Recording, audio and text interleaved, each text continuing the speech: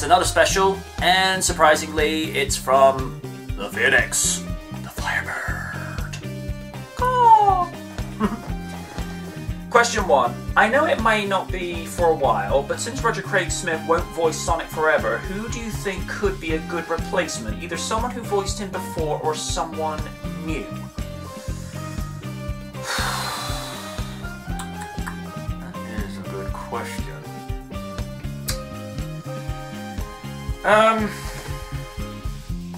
I still maintain to this day that Jason Griffith was cut way too soon, and he was slowly getting better. I'm all for the prospect of possibly having Jaleel White back, because you think of how much his legacy can be further cemented if the guy that we remember from Saturday Morning could reprise his role and take Sonic into the future again. I think that'd be great.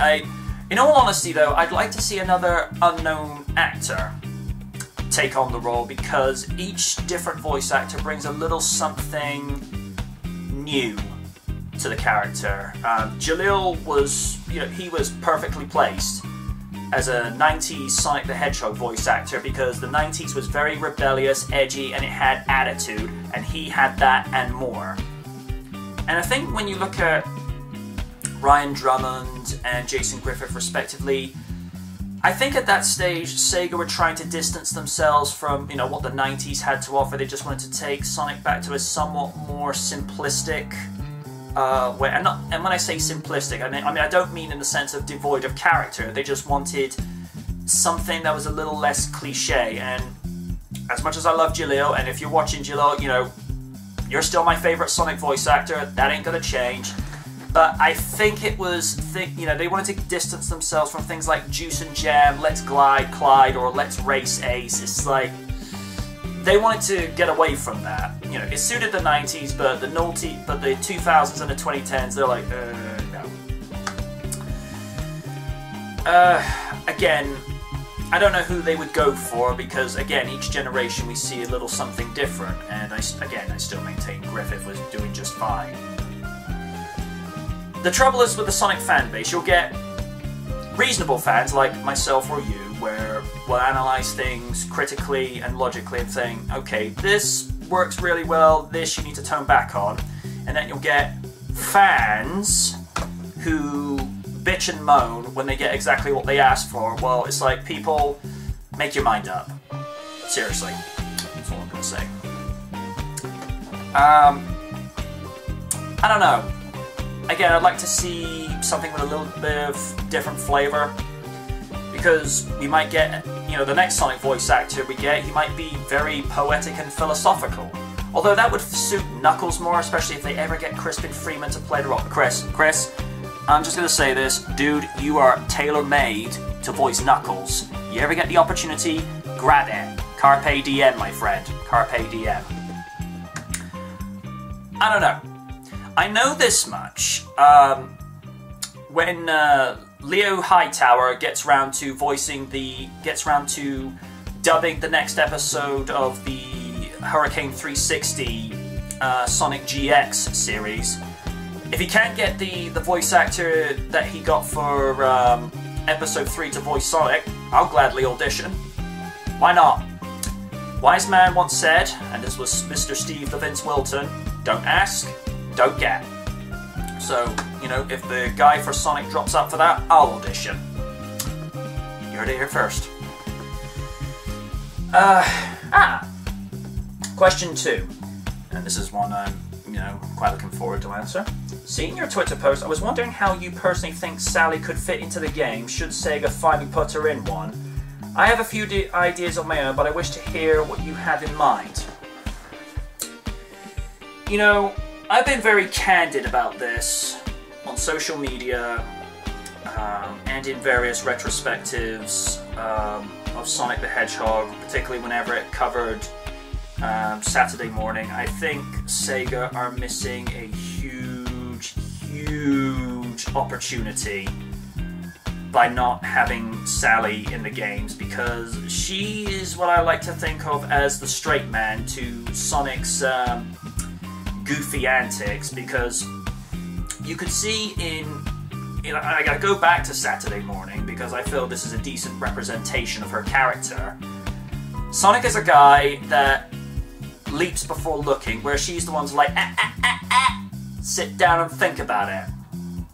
She has it more dangerous than Sonic because up here is a level of intelligence that rivals Robotnik, my opinion. I think she could be, you know, the action girl that is sorely needed in the game, because she's got the brain, she's very strategic, very, very cerebral, because she knows what some moves some characters are going to make before they even make it, although the idea of her being like a female Triple H is somewhat disturbing, but it's that same sort of intelligence. Beat you up here first, then beat you with the physicality. I think in a lot of ways, you know, she could be, like I say, the action girl that could actually do things that Sonic could not do. In all honesty, and this is just me, I think she should replace Amy Rose, because Amy, the way she is in the game, she's kind of been relegated to a useless bystander.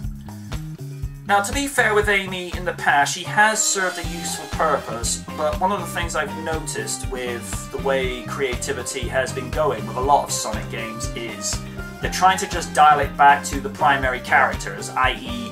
either Sonic Tails or classic Sonic and modern Sonic.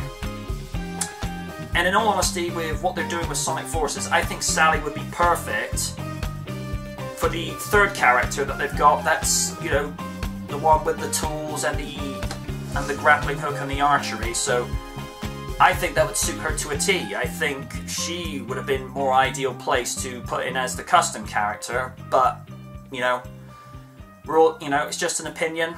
We're all entitled to it. I'm just simply voicing mine. I think she would be ideally placed with the, like I say, the action character.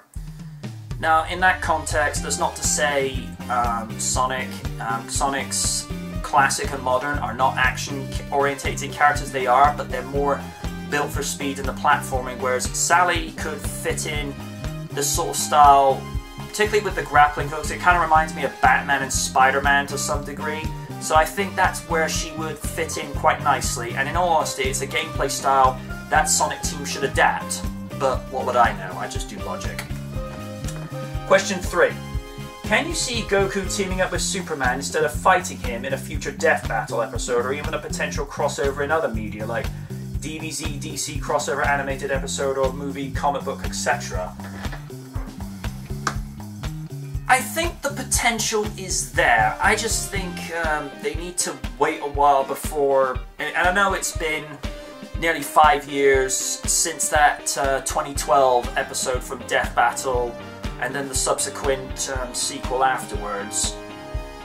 I think now's probably the right time to at least, you know, entertain the idea of them working together, because we've already seen it proven Goku can't beat Superman. You know, Goku is always striving to break past his limits, but Superman is as strong as he needs to be. I mean, this is a guy that could destroy a planet if he so chooses to.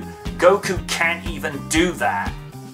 So it would be interesting, but they'd need to come up with a premise that would actually allow for the idea of them working together. In a similar context how Boom Studios have got their idea with Power Rangers teaming up with the Justice League. I mean, the idea of Zed and Brainiac teaming up with each other. So imagine they had Darkseid and Frieza team up. I mean, there's your idea right there. Free of charge, people. Take it for yourselves.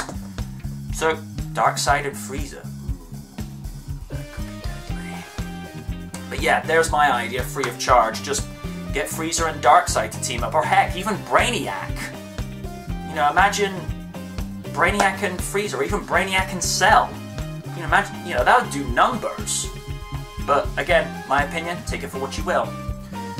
Those have been your 3 questions for this week. You know how this shtick works by now. Leave a question in the comments section if this is on YouTube, dynamicnight.com, or any of my social media outlets with the hashtag AskTheKnight. But until next time, from me and the Firebird, ask again.